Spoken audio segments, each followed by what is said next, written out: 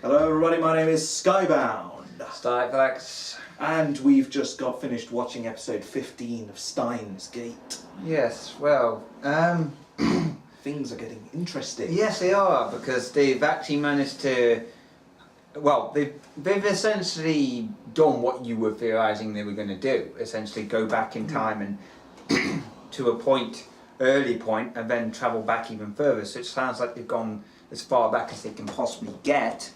And then they're going to fix the time machine. Yeah. There's nothing left in that, by the way. Oh yeah. Why is the Dr. Pepper gone?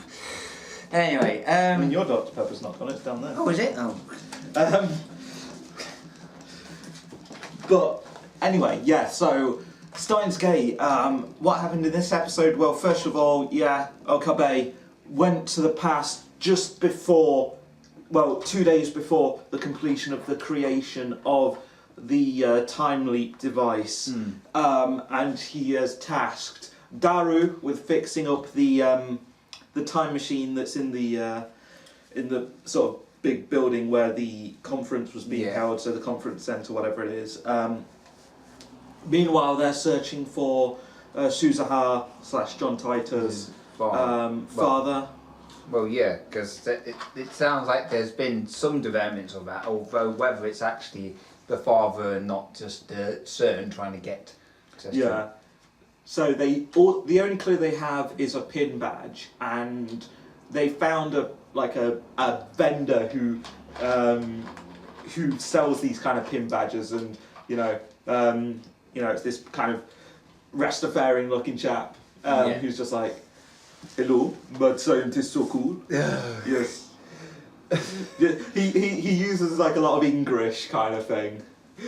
And of course we saw the famous Steins Gate line, that line that everyone should know if they've been on the internet long enough, they should know that line. Well, if they've ever watched those anime out of context compilations, you would have definitely seen that particular line. I know I have, and that's before we even considered watching this. So it's it was like one out of context thing. Yeah, it was literally just, hey mister, I am mad scientist. It's so cool. Sunnovabitch. Yeah, and that's all I'd ever seen of Steins Gate before watching it. To be fair, I completely forgot I didn't even know it was Steins Gate until I saw the animation, so I thought, hold on a minute, I remember seeing something like this, and it was it was that particular clip. So we got the meme clip, and actually we've got the versions of Steins Gate we've got are actually dual audio, so I might just go over that in English as well to see how they dubbed that. Oh god, yeah, I think we should do that if we get chat time, because I would really,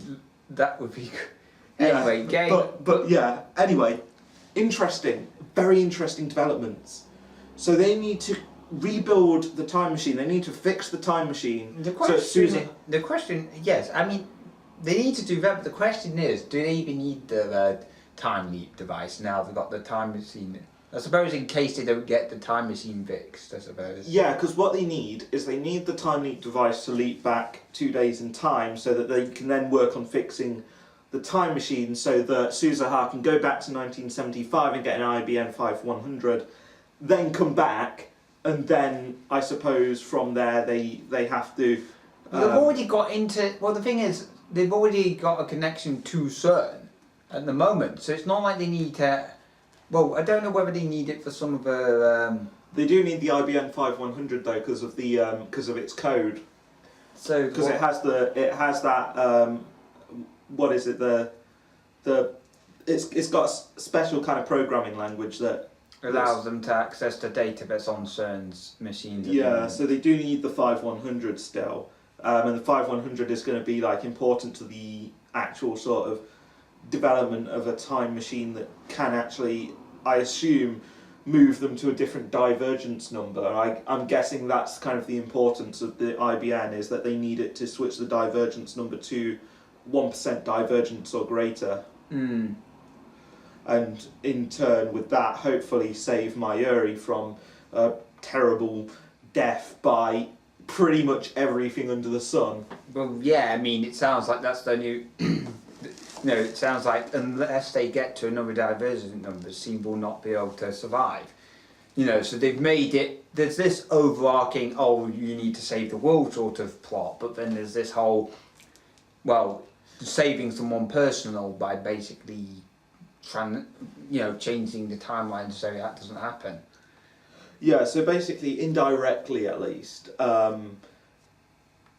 Okabe is kind of saving the world, but in the same sort of breath, he's mainly focused on saving Mayuri. Yeah. The big sort of plot of this seems to be they need to stop CERN from becoming the dystopian kind of oppressive regime that it seems like it's going to be in 2036 if they don't stop CERN from doing what they're doing.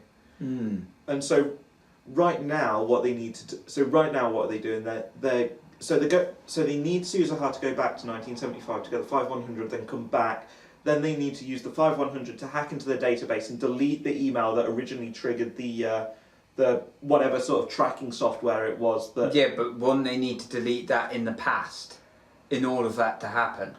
Yeah, so presumably with the help of the time machine they can go back more than 2 days, obviously. Yeah, so go back to the point, to an earlier point, and then delete the email in the database. But yeah, well that makes sense because that way it wouldn't pick it up. So it seems like everything he's done, right, has in his mad scientist ways has actually just caused this all to bloody happen. So what we were saying before, where it was moving the divergent number closer and closer to well, it was going closer and closer to 0. I'm pretty sure it started at something like 60% or something. Yeah. And then it slowly started moving down, and now it's at like 33% or something. So it's getting lower. Well, that's interesting because we had this theory that he was making things worse, and it turns out he has been, because there's been things like she wasn't able to go and use the time machine because of the storm, because he basically convinced her to stay. Blooded emails, and he's also been doing stuff like I forget what else, but there's a few other things he did that made things essentially worse. You know, so just by him, like for example, him basically sending that first message caused the time machine thing to work in the first damn place, grabbing their attention. That's the reason why when he sent that message back in time, I don't think it even mattered what message it was. It could have been any old Arbly group, that first message. All it was a message travelling back in time which alerted CERN, which meant that convention didn't run because she came back in time to stop them. So I think we're finally getting closer and closer to seeing why the hell this even happened in the first place. So it's all looping around now. And that might even mean that soon we'll get to see what happened in the timeline where Kurisu got killed, you know, the one right at the beginning of the series. Well, yeah, I bet you that's when, I mean, the thing is, it's going to be one of these heartbreaking things, I reckon, where when they save the world, they save the world, but they can't save her, because the reason why she was, you know, so basically by resetting the timeline back to what it originally was, she's probably going to die, which begs the question: what kills her? Who kills her? But wait, because I think when they did the time leap before, were they even in 1% divergence in the first place? Because I feel like they were less than 1%.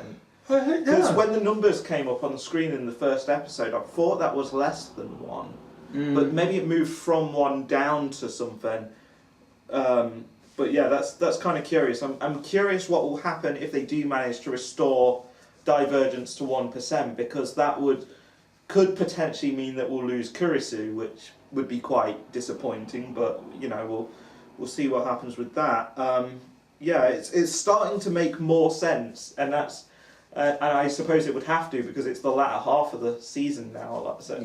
So it has to be. So all the surprising bits beforehand are probably. I don't think we're going to get I don't think we're going to get any major. Well, I don't think.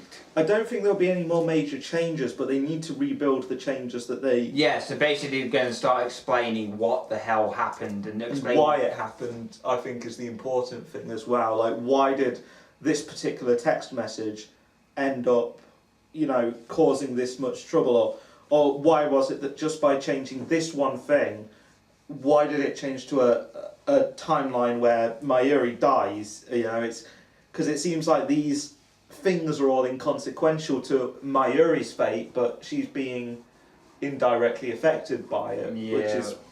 Well, it sounds like it started out it started out further away from the. This is what I was saying before with them being so far away from. Originally, she probably wasn't going to be affected, but they needed to move further and further away from that timeline he was in, and he wasn't travelling further back enough to change it. Yeah. And it's one thing I do find interesting is Christina has basically it sounds like she's been brought to the good side, and that would have been a massive change when you think about it. Isn't that a big change? Because if she originally was on the other sides. So she was originally on Cern's side, apparently. Yeah. The only way I can think that would work out is because she used to be a researcher she is still a researcher in an American sort of laboratory, and she's just kind of visiting Japan. So maybe she kind of started working for Cern in America. Yeah. Although isn't Cern a European organisation? Yeah, it is. Well, anyway. Well, who knows? We'll soon. If they get find more out. powerful, they wouldn't be. But the thing. Well, I mean, if they've got if they end up having a dystopian future in 2036, then definitely. Well, the thing is, what I do find interesting with this is I think that means that he will no longer be on the bad side. Become a bad guy. Well, bad. You know what I'm saying? She will no longer be on Cern's side, which is a big flipping difference when you think about it. It means that she's no longer going to be helping them, and that could cause all sorts of changes. So just by him bringing her on, he's managed to make massive amounts of changes. Yeah, it's very curious. I'm definitely curious to see what happens in the later episodes too. I can't really think of anything else to say on the episode at this point. So. But yeah, we hope you enjoyed our reaction to it, which you can find in the description up below if you haven't already found it. Remember to watch Sword Art Online Alicization over on BitChute. We've got a good reaction to that, and we've also got the Hero Academias every Wednesday. Watch them all, subscribe, comment, do all that good stuff, and we will see you for the next episode of Steins Gate. I'm Skybound. Sorry, Lux. Goodbye.